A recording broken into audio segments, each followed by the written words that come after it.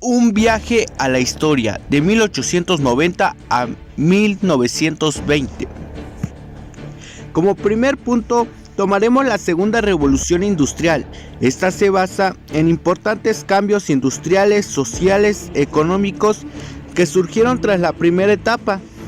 Esta fue iniciada en Gran Bretaña y se desarrolló entre los años 1870 y 1914. La segunda revolución industrial se extendió por diversos países y dio lugar a la aparición de grandes potencias industriales y económicas, como Alemania, Francia, Estados Unidos y Japón.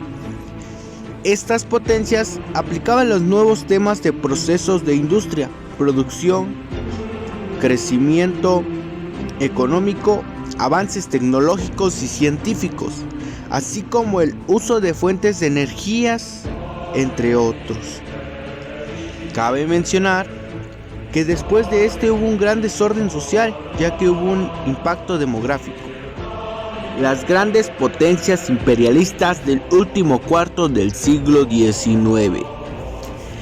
Para el siglo XIX, en plena decadencia de ambas monarquías de la península ibérica, aparecieron nuevas potencias que también se disputaron territorios tanto en América como en el resto del planeta. El mundo entonces se asemejaba a un conglomerado. Las potencias de Estados Unidos, Japón, Italia y obviamente Alemania estaban generando preocupación hacia sus gobiernos, ya que necesitaban garantizar el abasto que demandaban las nuevas tecnologías aplicadas a la industria, puesto que las naciones que no podían satisfacer estas necesidades estaban destinadas al rezago frente a sus competidores. En este juego de competencias, las naciones industriales más desarrolladas quisieron demostrar su hegemonía frente a las otras. Una forma de hacer fue mediante las colonias y el territorio que controlaban. Incluso se debatió si las conquistas eran moralmente correctas, ya que las potencias imperialistas justificaban la invasión de pueblos y territorios con el pretexto de llevarles crecimiento y cultura. El control político que ejerció Porfirio Díaz. El porfiriato fue un periodo de la historia de México en el que México tuvo control total militar durante el poder del oaxaqueño Porfirio Díaz. Entre el 28 de noviembre de 1876 y el 25 de mayo de 1911, el periodo se acosta a partir de dos acontecimientos políticos. El primero, cuando el 28 de noviembre de 1876, Díaz inicia su primer mandato presidencial, meses después de vencer a los leerdistas e inglesistas.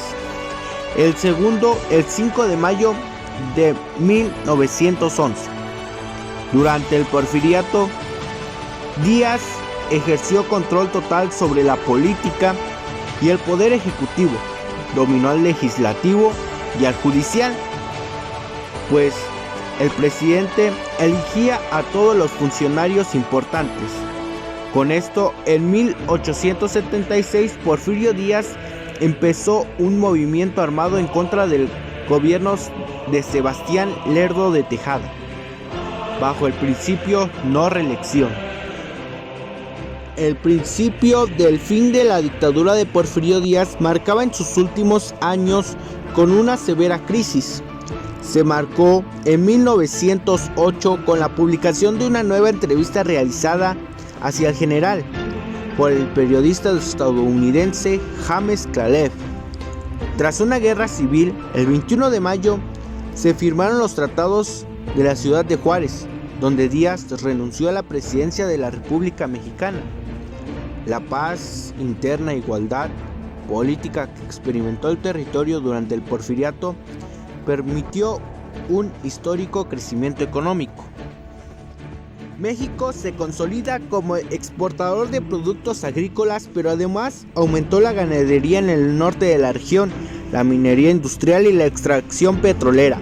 La decadencia del porfiriato se presentó durante los primeros 10 años del siglo XX. La crisis del sistema se extendió en todos los espacios del terreno. En 1900, Porfirio Díaz cumplió 70 años y el grupo decidió que era tiempo de dejarlo ir.